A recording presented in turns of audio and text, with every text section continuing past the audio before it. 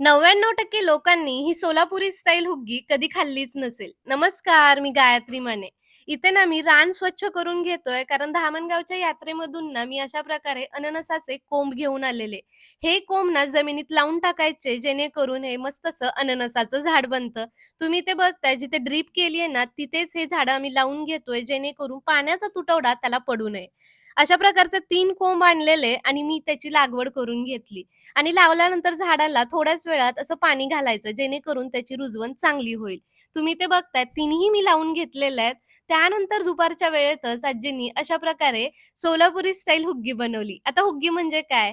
गव्हाचं जे गहू असतात ना त्याला बारीक दळून त्याची ना खीर बनवली जाते. त्याच्यामध्ये गूळ, वेलची पूड त्याचबरोबर नारळाचा किस करून किंवा छोटे-छोटे तुकडे करून टाकले जातात.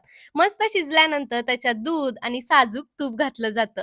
मस्त लागते ती खायला आणि पावसाच्या दिवसात खाणं म्हणजे एकदम स्वर्ग सुख आहे म्हणायला हरकत नाही. आज आमच्याकडे ना खूप पाऊस पडलाय.